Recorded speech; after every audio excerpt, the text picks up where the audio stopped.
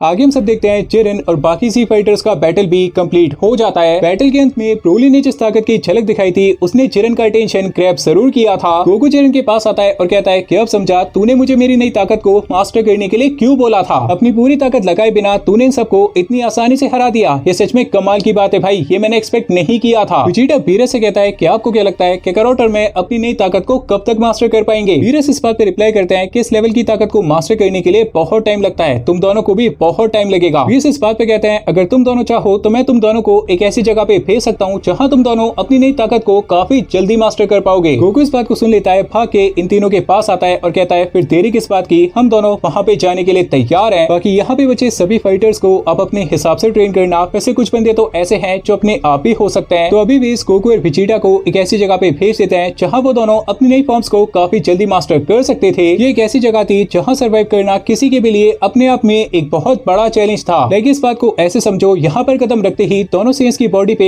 एक अजीब सा प्रेशर पड़ने लगा था। उन दोनों को ऐसा लगता है जैसे कोई हैवी एटमॉस्फेयर उन दोनों को फिजिकली और मेंटली टॉर्चर कर रहा था, और दोनों सेंस को ये टॉर्चर तब तक सहना था जब तक वो अपनी नई फॉर्म्स को मास्टर नहीं कर लेते। इवन इसका उल्टा भी बोल सकते हैं कि अगर दोनों इस एटमॉस्फेयर में, इस टॉर्चर में सर्वाइव करना सीखे तो दोनों अपनी फॉर्म्स को मास्टर कर लेंगे। बाकी वीरस के प्लेनेट पे सभी सी फाइटर्स ट्रेनिंग करना शुरू कर देते हैं। सब एक दूसरे की मदद करते हैं, यहाँ तक कि वीरस भी ट्रेनिंग करते हैं। जिरेन अभी ब्रोली के पास आता है और कहता है कि हम दोनों की ताकत में ज्यादा फर्क नहीं है, हम दोनों की ताकत बिल्कुल एक जैसी है। बस एक छोटा सा फर्क है कि मेरी पूरी ताकत मेरे कंट्रोल में है और तुझे तेरी असली ताकत का कोई अंदाजा ही नहीं है। जिरेन हवा में एक फिस्ट मारता है जिससे एक शॉक वेव क्रिएट होता है, पीछे रॉक पे जाके हिट होता है, बेसिकली रॉक के आर पार हो जाता है। जिरेन ब्रोली से ऐसा ही करने को बोलता है, ब्रोली भी बिल्कुल ऐसा ही करता है। वो भी एक फिस्ट मारता है, एक शॉक वेव बनता है, पीछे रॉक पे जाके हिट होता है। लेकिन एक बहुत बड़ा डिफरेंस आता है यहाँ पे, जिरेन के फिस्ट की वजह से जो होल बना था वो बहुत छोटा और बहुत ही क्लीन था, जो दिखाता था कि जिरेन को अपनी ताकत पे पूरा कंट्रोल था। लेकिन ब्रोली के फिस्ट की वजह से जो होल बना था वो बहुत बड़ा था और क्लीन तो कहीं से नहीं था, जो दिखाता था कि ब्रोली की एनर्जी एक साथ डिस्पर्स हो जाती थी, एक पॉइंट पे फोकस नहीं होती थी। जिरेन इस बात पे कहता है कि बस इसी पे मेहनत करनी है तुझे, तेरे हर अटैक में तेरी पूरी ताकत दिखनी चाहिए, क्योंकि तेरे अंदर बहुत ताकत है, तेरे अंदर ताकत की कोई कमी नहीं है, लेकिन तेरा हर अटैक एकदम एक्यूरेट होना चाहिए, तेरी एनर्जी एक पॉइंट पे फोकस होनी चाहिए, वरना तेरे अटैक्स का कोई फायदा नहीं होगा। अगर तूने इस बात को समझ लिया तो तेरे हर एक अटैक से इतना डैमेज होगा कि सामने वाले की जगह तू अपनी ताकत पे हैरान हो जाएगा। ब्रोली को ये सब बातें समझाने के बाद जिरेन अभी अपनी ट्रेनिंग शुरू कर देता है, वो मेडिटेशन करने लग जाता है। ब्रोली जिरेन की बातों को ध्यान से सोचने लगता है और अपने आप को पूरी तरह रिलैक्स करता है, मानो जैसे ब्रोली की पूरी एनर्जी एक साथ गायब हो गई थी। अचानक से ब्रोली अपनी लेजेंडरी पावर को बाहर लाता है, ये ताकत एक साथ बाहर आती है, कुछ पल के लिए एक पॉइंट पे फोकस भी होती है, लेकिन अगले ही पल फैलने लग जाती है। ब्रोली अपनी पावर डाउन करता है और हंसने लगता है। वो पीछे देखता है तो बाकी सी फाइटर्स भी उसकी प्रोग्रेस को देख के सरप्राइज हो जाते हैं। सबका ध्यान ब्रोली पे था सिवाय जिरेन के, उसका ध्यान पूरी तरह से अपनी मेडिटेशन पे था, और ये बात भी ब्रोली के लिए एक बहुत बड़ी सीख थी। देन अचानक से प्लेनेट के दूसरे हिस्से पे सबको एक बढ़ती पावर फील होती है। हम सब देखते हैं प्रीसा गेन अपनी ब्लैक फॉर्म में गया था, शायद हम सबको याद दिला रहा था कि भाई मैं भी हूँ यहाँ पे। प्रीसा अपनी ताकत और भी ज्यादा बढ़ाने लगता है और कोशिश करता है कि ब्लैक फॉर्म के आगे चला जाए, वरना उसकी बेइज्जती हो जाएगी, पर ऑब्वियसली इतनी जल्दी इससे आगे नहीं जा सकता था। इसके बाद कहानी आती है यूनिवर्स 6 पे। चांपा और वार्डोस सभी सेंस के साथ अपने प्लेनेट पे आ जाते हैं। चांपा वार्डोस को ऑर्डर देते हैं और वार्डोस यहाँ से चली जाती है। चांपा कहते हैं कि सबसे पहले मैं देखना चाहता हूँ तुम चारों में कितना दम है, एक काम करो चारों आपस में बैटल करो, उससे पता चल जाएगा कि कौन कितना ऊपर है। काबा इस बात पे डर जाता है और कहता है हमें किंग सटाला से बैटल करना पड़ेगा, हमारी शामत आ जाएगी यार। कॉलीफ्ला इस बात पे कहती है कि तू इतना डरता क्यों है, हम दोनों भी तो है ना तेरे साथ, हम तीनों एक साथ मिलके किंग सटाला से बैटल करेंगे। किंग सटाला इस बात पे चांपा से कहते हैं कि इनमें से कोई भी मेरे सामने नहीं टिक सकता, ये बैटल समय की बर्बादी होगा। कॉलीफ्ला इस बात पे गुस्सा हो जाती है और कहती है अगर आपको अपनी ताकत पे इतना ही घमंड है तो हमारे फ्यूजन को हरा के दिखाइए। केल और कॉलीफ्ला फ्यूजन करने के लिए तैयार थी, पर इयररिंग्स कहाँ से आएंगे। पहले अचानक से यूनिवर्स 6 के सुप्रीम काई यहाँ पे आ जाते हैं, इन दोनों को इयररिंग्स मिलती है और सुप्रीम काई यहाँ से चले जाते हैं। ज्यादा मत सोचो, चांपा ने इन्हें यहाँ पे बुलाया था और प्लेनेट सटाला पे भेजा था ताकि ये वहाँ पे सब कुछ संभाल सके और चांपा का वादा ना टूटे। कहानी आती है वार्डोस पे, जो हिट के पास आई थी। हिट वार्डोस को अपने सामने देखता है और समझ जाता है जरूर कोई बड़ा काम आ चुका है। वार्डोस कहती है कि चांपा का हुक्म है, हिट को उनके प्लेनेट पे जाना पड़ेगा। हिट इस बात पे कहता है कि मुझे थोड़े काम है, मैं अपने काम पूरे करके आता हूँ। वैसे अजीब सी बात है ना, हिट ने एक तरह से चांपा का ऑर्डर टाल दिया और एक तरह से वार्डोस को ऑर्डर दे दिया। इसके कॉन्सिक्वेंसेस उसे बहुत भारी पड़ सकते हैं। वार्डोस हिट का इंतजार करने लगती है और हिट कुछ ही सेकंड्स में अपने काम पूरे करके वापस आ जाता है। तो ये बात थी, इस बंदे ने अपनी सभी एबिलिटीज को बहुत इंप्रूव किया था और ये बंदा भी एक अलग ही वॉरियर बन गया था। चांपा के प्लेनेट पे केल और कॉलीफ्ला ने फ्यूजन किया था, केफ्ला यहाँ पे आ गई थी, काबा गया था सुपर सेन 2 फॉर्म में, किंग सटाला भी इनसे फाइट करने के लिए तैयार थे, लेकिन इससे पहले हिट और वार्डोस यहाँ पे आ जाते हैं। चांपा कहता है क्या गजब की टाइमिंग है हिट, आजा तू भी ज्वाइन कर ले, देखते हैं सेंस में कितना दम है, खास करके इनके किंग में। इसके बाद कहानी आती है बाकी यूनिवर्सेस पे जो अपने यूनिवर्सेस में वॉरियर्स को इकट्ठा कर रहे थे, पर क्या इन सभी यूनिवर्सेस में ऐसे वॉरियर्स मिल पाएंगे जो वॉर में इन सब का साथ दे पाएंगे, ये कहना काफी मुश्किल था। अगर बात करें बाकी यूनिवर्सेस के बारे में जिनसे वॉर होने वाली थी, जो थे यूनिवर्स 13 से लेके यूनिवर्स 18, तो इन सभी के गॉड्स ऑफ डिस्ट्रक्शन ने बहुत मेहनत की थी। अगेन ये सब उस लेवल पे आने लगते हैं जहां पर है ना ये डिजर्व करते थे, इनका मॉर्टल लेवल अगेन अच्छा होने लगता है। अब बस इंतजार था तोमिको-शिन के इशारे का कि वो वॉर कब शुरू करेंगी और कब ये सब सीनोसामा के खतरे से आजाद हो पाएंगे। ग्रैंड पीस भी अपने आप को तैयार करने में लगे थे। उनके मन में काफी सारी बातें आ रही थी, काफी सारे सवाल आ रहे थे जिसके जवाब उन्हें वॉर से पहले ढूंढने थे। शायद उनके मन में ये चल रहा था कि अगर इन सभी सवालों के जवाब उन्हें मिल जाते हैं तो वो मिको-शिन को समझा देंगे और ये वॉर कभी शुरू ही नहीं होगी। और एक बात जिसके बारे में किसी ने नहीं सोचा, ना आपने, ना मैंने और ना ही किसी और ने, क्या सुपर ड्रैगन बॉल्स इनकी मदद नहीं कर सकती थी? और क्या मिको-शिन बाकी गॉड्स ऑफ डिस्ट्रक्शन और एंजल्स को इनके बारे में पता भी था या फिर वो इस बात से अनजान थे? इस बारे में कुछ भी नहीं कहा जा सकता। अगर बात करें गोकू और वेजिटा के बारे में तो इन दोनों को बहुत ज्यादा तकलीफ हो रही थी। लाइक आज से पहले इन दोनों को ट्रेनिंग में इतनी तकलीफ कभी नहीं हुई थी। लेकिन सेंस का नेचर तो हम सब जानते हैं, मुसीबत जितनी बड़ी होती है उन्हें उतना ही ज्यादा मजा आता है।